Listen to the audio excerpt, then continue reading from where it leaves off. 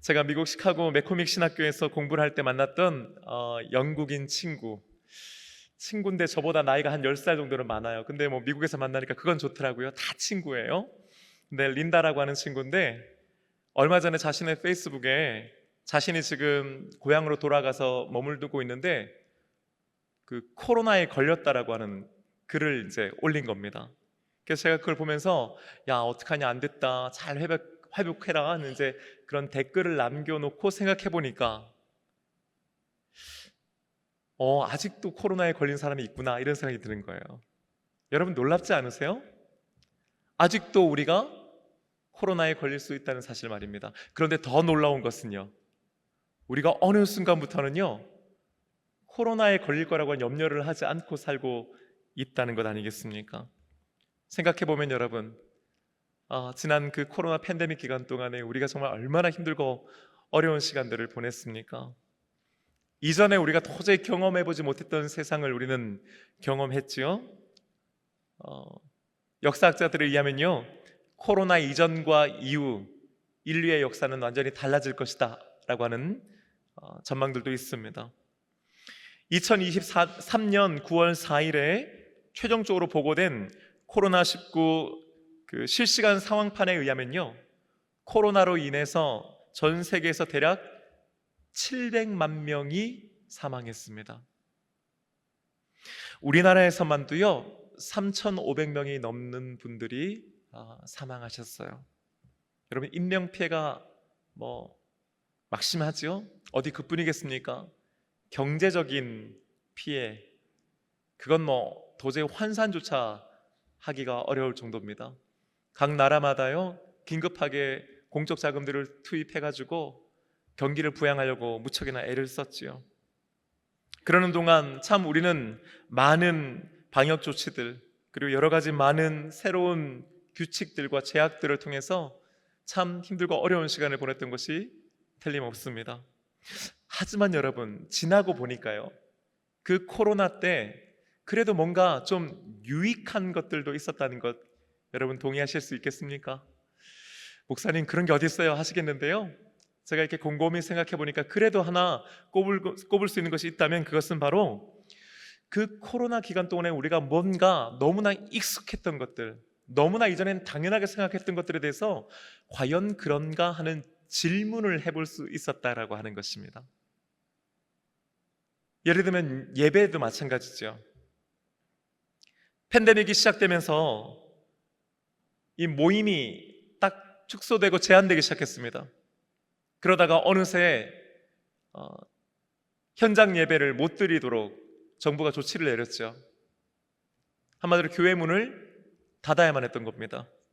처음에 그것이 논란이 됐을 때 서울에 있는 한 교회 지도자가 방송에서 이런 인터뷰를 했습니다. 전쟁통에도 우리 교회는 문을 닫지 않았습니다. 무슨 말이에요? 예배 드리겠다는 거죠. 어디서요?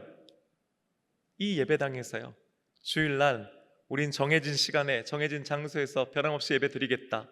하지만 정부가 그 코로나 기간 동안에 대면 예배를 전면적으로 금지시키면서 어쩔 수 없이 예배당에서는 더 이상 예배를 드릴 수가 없게 되었습니다. 그때부터 우리에게 질문이 던져진 겁니다. 우리가 질문하기 시작한 겁니다. 그러면 이 교회당 문을 닫아버리면 더 이상 우리는 예배 드릴 수 없는 것인가 하는 거죠. 이런 상황 속에서 우리는 어떻게 계속해서 예배를 드릴 수 있을 것인가를 묻기 시작한 겁니다. 그러면서 우리가 찾게 된 대안이 바로 온라인 예배지요. 처음에는 어색하고 좀 이상했는데 당연히 주일 아침이면 예배당에 와서 예배를 드려야 되는데 그게 안 되니까 참 익숙해지지 않았습니다. 하지만 그런데요, 웬걸요? 한 주, 두 주, 한 달 지나니까 이것도 괜찮네, 이렇게도 예배 드릴 수 있구나 하는 생각을 우리가 하게 된 겁니다. 어디 그뿐인가요? 조금 더 지나니까요, 이게 좋네, 편하네 하는 분들도 꽤 많이 계셨던 걸로 알고 있습니다. 물론 코로나 팬데믹이 해제되고 나서 다시 현장 예배로 빠르게 회복되었지요. 그리고 지금은 대부분의 성도님들이 이렇게 예배당에 모여서 함께 은혜 가운데 예배를 드리고 있습니다. 그런데 여러분 그거 아십니까? 우리 교회는요 주일 2부와 3부 예배를 유튜브에서 온라인으로 실시간으로 방송하고 있습니다.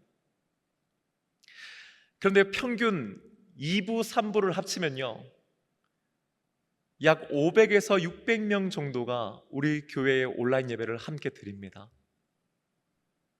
물론 우리 성도님들 중에서 다시 보기를 하시는 분들도 물론 계시겠지요. 하지만 그 수를 감안한다 하더라도 여전히 조회수가 꾸준하게 500에서 600을 오르내리고 있습니다. 무슨 말입니까? 우리가 생각하는 것 이상으로 많은 분들이 여전히 온라인에서 예배를 드리고 있다는 말이죠. 코로나 이전에야 우리가 온라인 예배라고 하는 걸 생각하기 이전에는 고민할 필요가 없지 않았습니까? 당연히 주일 아침이면 예배당 오는 거지, 예배 드리는 거지 그랬습니다. 그런데 코로나가 터지고 현장 예배를 드릴 수 없게 되자 묻기 시작하는 거예요. 다른 예배의 방법은 없을까? 다른 시간에는 예배 드릴 수 없는 건가? 또 꼭 이 방식이어야만 하는가 하는 거죠.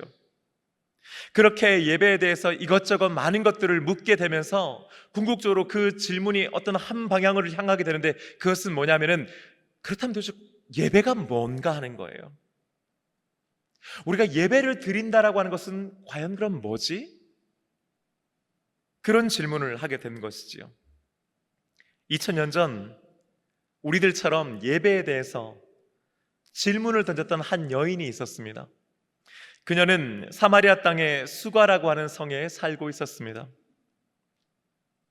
그녀는 남들의 시선을 의식해서 대부분의 사람들이 바깥 출입을 하지 않는 가장 더운 정오에 혼자 우물가에 가 물을 깃는 그런 신세의 여인이었습니다. 그녀가 그 우물가에서 예수님을 만납니다. 예수님과의 대화를 통해서 이 여인이 한 가지를 알게 되는데, 그것은 바로 이 예수라고 하는 분이 대단한 선지자라고 하는 겁니다. 선지자라고 하는 말은 예언자라고 하는 말로도 같이 쓰입니다. 그러니까 뭔가 신통력이 있는 분인 거예요. 뭔가를 질문하면 대답을 들을 수 있는 분이겠다 생각을 한 겁니다. 그래서 던진 그녀의 질문은 놀랍게도 예배에 관한 것이었습니다. 20절 말씀 우리 지난주에 함께 봤지만은 다시 한번 말씀 읽어보십시다. 시작.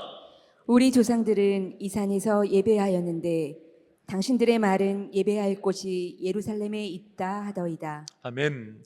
한마디로 당신들의 조상 유대인들은 예루살렘에서 예배를 드려야 한다고 하고, 우리 조상들, 그러니까 사마리아 사람들은 이 그리심산 여기에서 예배를 드려야 한다고 하는데, 어떤 곳에서 드려야, 어디에서 예배 드려야 그게 참된 예배가 됩니까? 라고 하는 질문이죠. 예배의 장소에 관한 질문이었다고 했습니다. 이에 대한 예수님의 대답이 뭐였습니까? 21절 하반절의 말씀에 보니까 이 산에서도 말고 예루살렘에서도 말고 너희가 아버지께 예배할 때가 이르리라. 아멘. 예배의 장소가 어디입니까를 묻는 여인에게 그게 중요한 것 아니고 예배의 대상, 그 예배가 누구를 향한 것인가라고 하는 것을 먼저 하는 것이 중요하다고 말씀해 주시는 거예요. 다른 말로 말하면은 예배의 장소는 예배의 본질과 핵심이 아니다라는 거지요. 뭡니까? 예배의 대상이 하나님이시요, 우리는 하나님을 예배하고 하나님께 예배하고 우리의 예배의 주인공은 하나님이시라고 하는 것을 가르쳐 주신 줄로 믿습니다. 그러면서 예수님께서 당시 사마리아 사람들이 드렸던 예배에 대해서 이런 평가를 내리십니다. 22절 말씀입니다. 함께 읽어보십시다. 시작. 너희는 알지 못하는 것을 예배하고 우리는 아는 것을 예배하노니 이는 구원이 유대인에게서 남이라. 아멘. 지난주에도 제가 이미 말씀드렸지만은 사마리아 사람들은 베델과 단이라고 하는 두 군데에다가 제단을 쌓고 대신에 거기에다가 금송아지 상을 만들어서 그것을 하나님으로 섬기는 우를 범하게 됩니다. 애시당초에 그 예배의 대상이 누구인지를 명확하게 그들은 하지 않았다고 하는 말이죠. 뿐만 아닙니다. 창세기부터 말라기까지 구약성경 전체를 하나님의 말씀으로 믿고 고백했던 유대인과는 달리 이 사마리아 사람들은요, 모세오경, 즉 창세기, 출애굽기, 레위기, 민수기, 신명기 이 5책만을 하나님의 말씀이라고 인정하고 있었습니다. 그건 무엇을 의미합니까? 이후에 나오는 여호수아부터 많은 하나님에 대한, 또 예배에 대한, 하나님을 찬양하는 것에 대한 그 풍성한 말씀들과 지혜들을 그들은 온전히 받아들이지 못했다라고 하는 말입니다. 따라서 이 말씀은 이 사마리아 사람들이 예배를 드리고는 있지만은 예배에 대해서 너무나 무지하고, 또 과연 어떤 것이 참된 예배인지에 대해서 혼란스러워하고 있음을 지적하고 있는 말씀인 것입니다. 물론 그렇다고 해서 유대인들이 온전하게 하나님을 예배하고 있다고 하는 것은 아닙니다. 만약 그랬다면 예수님께서 예루살렘 성전에 가셔서 그 모든 것들을 다 뒤집어 엎는 그런 일을 벌이지는 않으셨겠지요. 다만 그럼에도 불구하고 예수님께서는 하나님에 대해서, 그리고 말씀에 대해서, 예배에 대해서만큼은 유대인들에게 우선순위가 있다는 것, 우선성이 있다라고 하는 것을 부인하지는 않으십니다.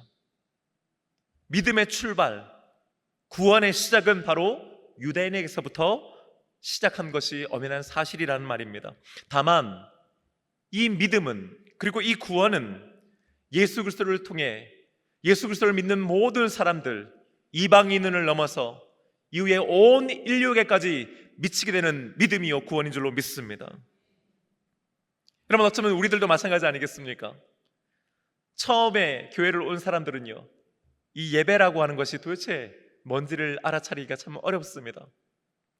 같은 시간 앉아서 일어났다 앉았다를 하는데 언제 일어나야 되는지, 언제 앉는지도 모르니까 옆에 사람 눈치를 보게 되죠. 기도라고 하는 것을 하는데 옆에 사람은 탁 두 손을 모으고 뭔가를 중얼중얼 거리는데 도대체 저 내용이 뭔지를 알 수가 없어 따라 하지는 못하고 다만 손을 모으고 눈을 감는 것 정도는 하는 거지요.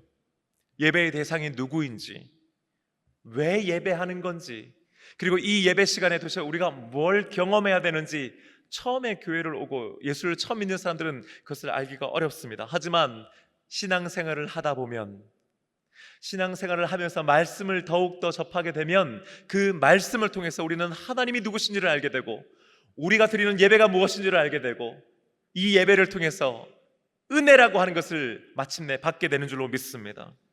오늘날 우리가 드리는 이 예배가 여러분 그냥 하늘에서 뚝 떨어진 것이 아니고 한두 명이 모여서 회의를 통해서 만들어낸 것이 아닙니다. 성경을 근거로 성령의 인도하심을 따라 지난 2000년 역사 가운데 수도 없이, 그리고 계속해서 세워가고 다듬어서 마침내 오늘의 예배에 이르게 된 것입니다. 그러면서 예수님께서는 예배의 대상이 하나님이시라고 하는 사실과 더불어 또 다른 예배의 본질과 예배의 핵심을 오늘 우리에게 이렇게 가르쳐 주십니다. 23절 상반절의 말씀 함께 읽어보십시다. 시작. 아버지께 참되게 예배하는 자들은 영과 진리로 예배할 때가 오다니 곧 이때라. 아멘. 여러분 기억하셔야 합니다. 예배라고 해서 다 같은 예배가 아닙니다. 예배를 드린다고 해서 다 같은 예배를 드리는 것이 아닌 것이지요. 예배의 대상이 하나님이심을 분명히 인식하고 하나님께, 그리고 하나님만을 예배해야 하는 것입니다.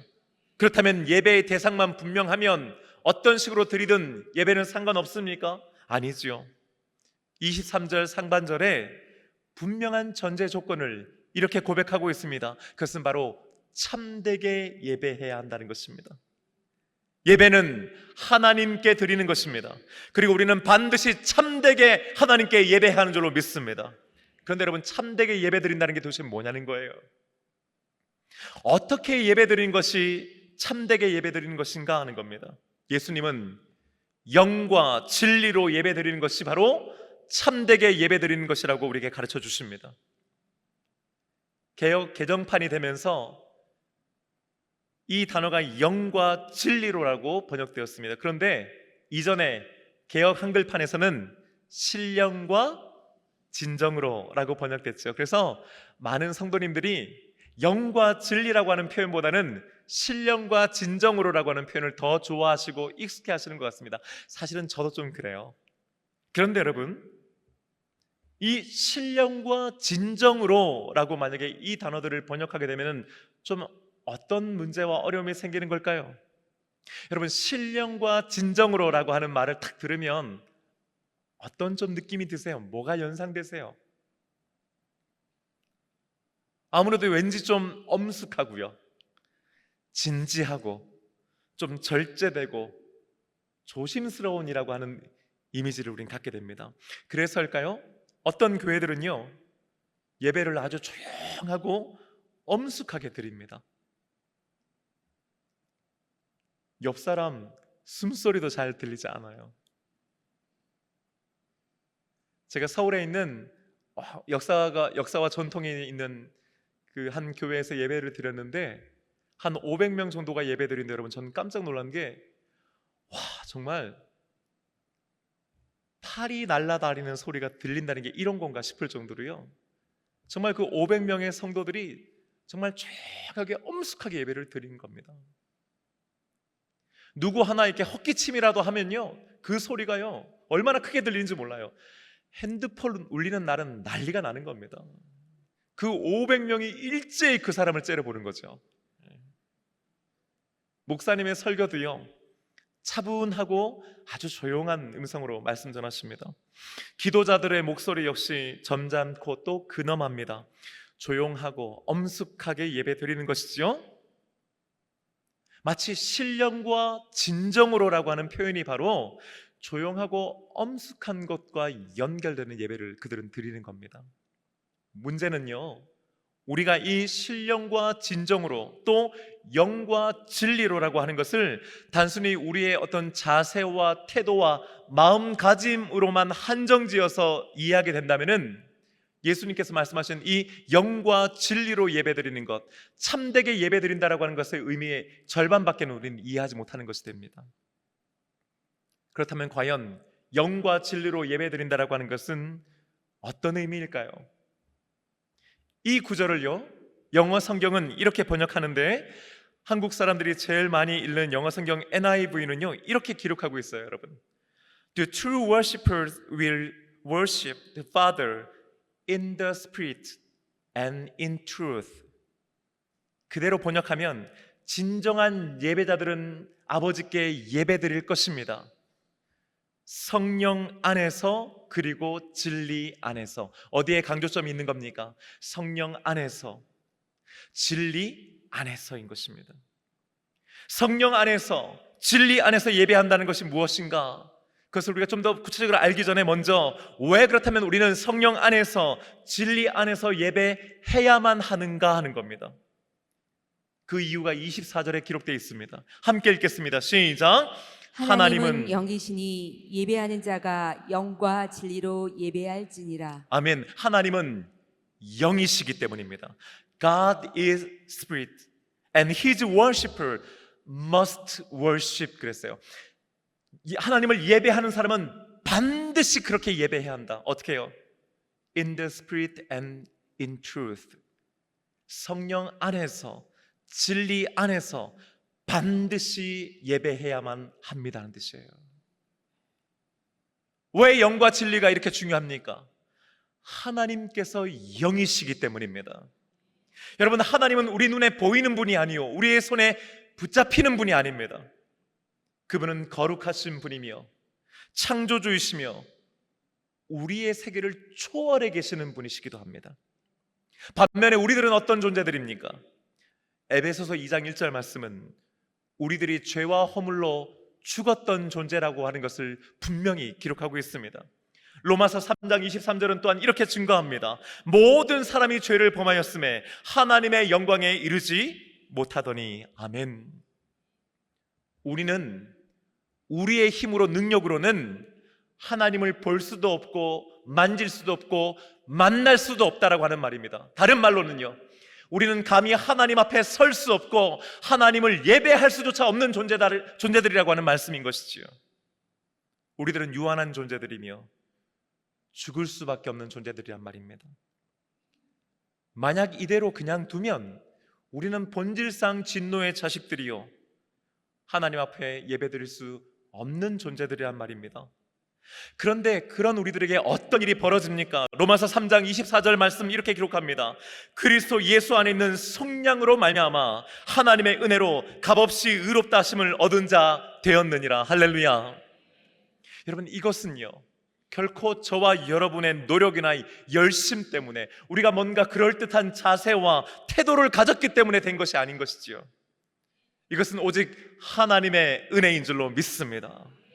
사랑하는 여러분, 왜 우리가 성령 안에서 그리고 진리 안에서 예배해야 합니까?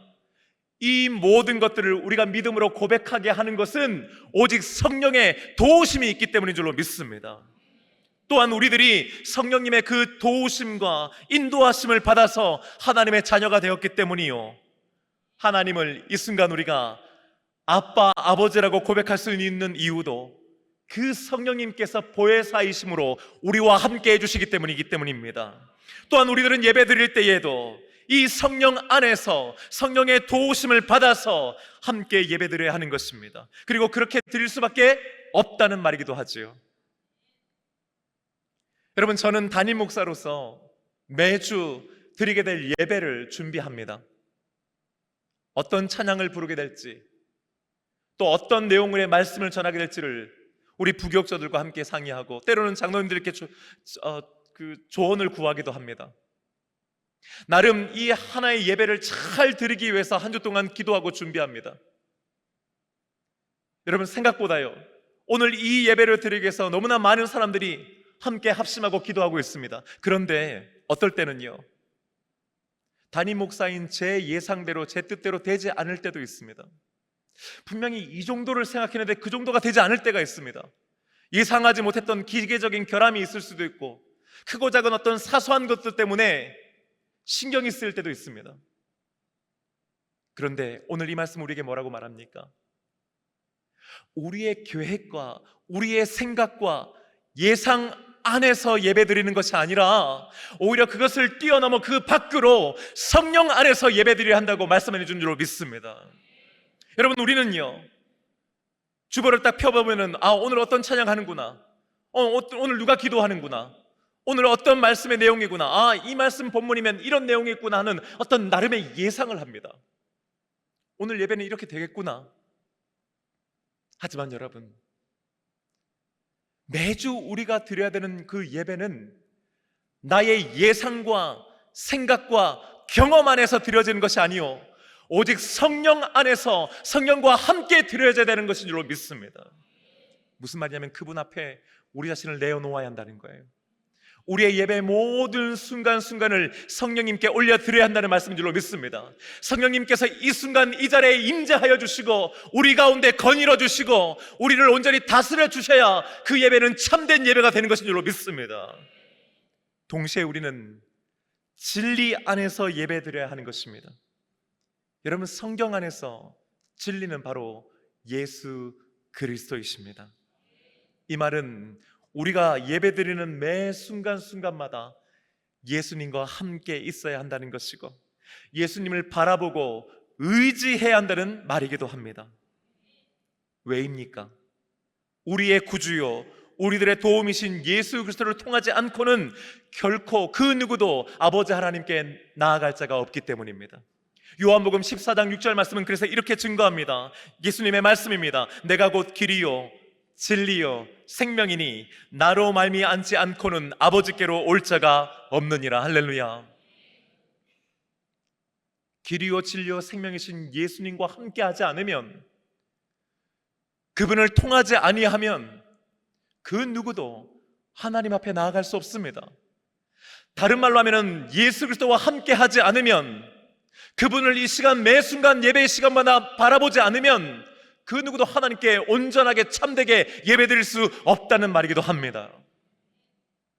여러분, 우리는요, 예배 시간에 예수님을 깊이 묵상하는 것이 자꾸 어떤 사순절 동안에, 고난주간 동안에, 특별히 예수님의 십자가에 집중할 때 한정적으로 생각하곤 합니다. 하지만 아닙니다, 여러분. 1년 52주의 매 순간의 예배 때마다 우리는 예수님을 묵상하는 것으로부터 시작해야 하고, 이 예배 시간에 예수님께서 나와 함께 하심을 믿음으로 고백해야 하며, 예수님을 통하여 예배드리는 것에 더욱 익숙해져야 하는 줄로 믿습니다. 왜입니까? 길이요 진리요 생명 되시는 예수님을 통하지 않고는 우리는 예배할 수 없기 때문입니다. 사랑하는 여러분, 코로나는 정말 우리에게 많은 것들을 바꾸게 했습니다. 많은 질문들을 하게 했습니다. 우리의 신앙생활도 다르지 않습니다. 우리의 신앙생활에도 많은 변화들이 있었습니다. 특히 예배에 관한 것은 너무 많이 달라졌습니다. 어쩌면 어떻게 예배드리나 계속해서 이 예배는 변화하게 될 것이고 또 변화해야만 합니다. 하지만 그렇다고 해서 모든 것이 바뀌는 것은 아닙니다. 그 가운데서도 결코 변하지 않는 것, 변하지 말아야 하는 것들도 있는 것이지요.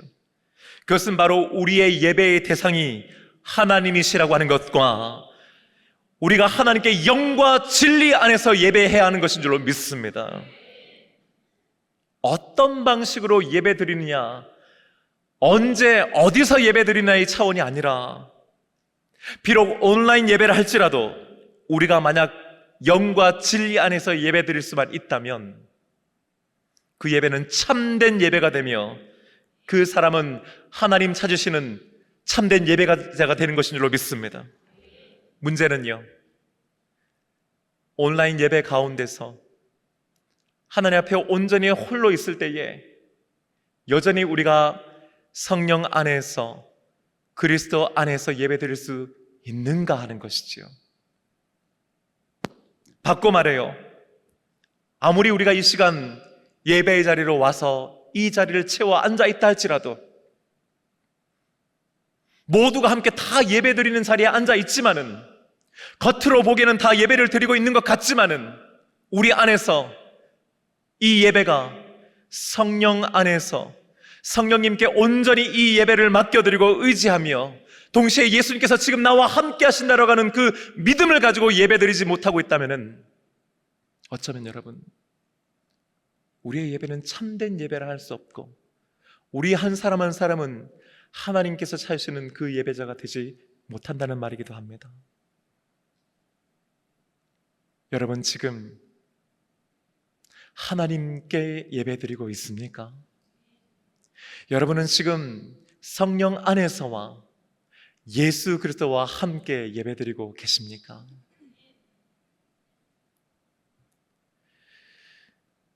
예배드리는 매 순간 성령 안에서 그리고 그리스도 예수 안에서 머물러야 함을 잊지 마십시다. 그냥 사순절 기간 동안에 예수 그리스도를 더욱 깊이 묵상하는 그때만이 아니라 매 예배 시간마다 예수님과 함께 하십시다. 성령 안에 그리고 진리 안에 있을 때만 우리는 비로소 영이신 하나님을 만날 수 있고 그분께 예배드릴 수 있음을 반드시 기억하십시다. 성령과 진리 안에서 머물러야만 우리의 예배는 예배일 수 있고 우리들은 하나님 앞에 참된 예배자일 수 있는 것입니다. 오늘 이 시간의 예배뿐만 아니라 앞으로도 계속해서 우리 동선교회와 성도들은 영과 진리 안에서 예배드리는 귀하고 복된 은혜를 받게 되시기를 주님의 이름으로 축복합니다. 우리 다 함께 일어나셨어요. 이 찬양을 여러분들과 함께 고백하면서 기도하기 원합니다.